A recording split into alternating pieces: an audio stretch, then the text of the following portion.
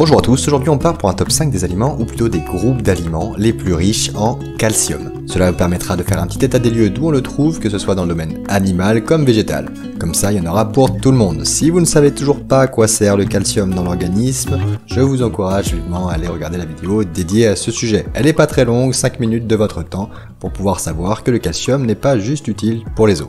On commence direct et rapidement par le 5e du classement, les légumineuses. Elles ne font pas unanimité chez tout le monde, et en vue de leur récurrence de consommation, ce n'est pas non plus l'aliment ou le groupe d'aliments le plus répandu pour le calcium. On aura quand même le pois chiche, l'haricot mongo et l'haricot blanc qui en contiennent une bonne quantité pour 100 g d'aliments crus, ce qui permet de faire un bon complément dans votre alimentation. Passons maintenant aux poissons en conserve avec les arêtes comestibles. Donc c'est extrêmement particulier, mais pour certains d'entre vous, cela pourra vous parler, comme les sardines.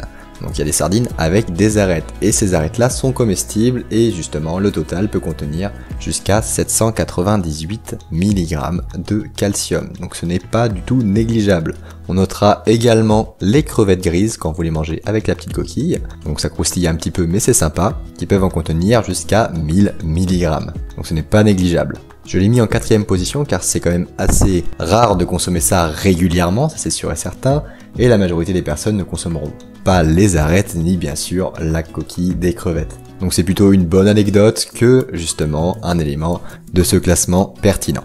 Mais petit clin d'œil pour ceux qui en mangent. Maintenant on va rentrer dans le vif du sujet, mais avant de passer sur le podium, n'oublie pas de liker et de t'abonner pour savoir un petit peu plus sur la nutrition humaine, que ce soit dans des formats légers comme celui-ci ou bien beaucoup plus poussés pour à terme finir un collab sur la nutrition. Merci à vous pour votre soutien.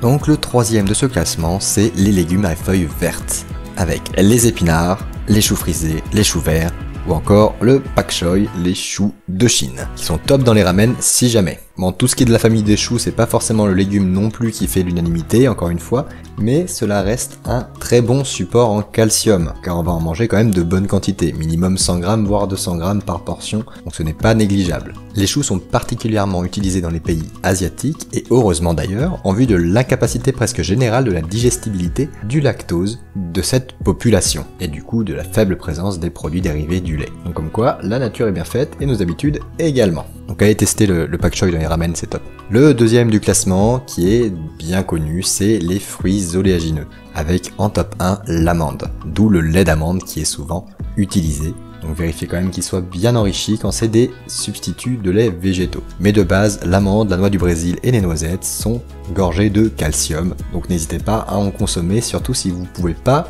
consommer le premier de ce classement, et vous l'avez bien compris, ce sera les produits laitiers. Bon, c'était couru d'avance, mais le premier des produits laitiers, c'est le fromage, vu qu'il est bien dense, avec en particulier le gruyère avec 1090 mg sur 100 g d'aliments, suivi de très près par le comté le parmesan. Mais si on les replace dans les portions de consommation, donc environ 30 g de gruyère, on arrivera plus ou moins à une certaine équivalence entre le grand verre de lait, la portion de fromage et les yaourts.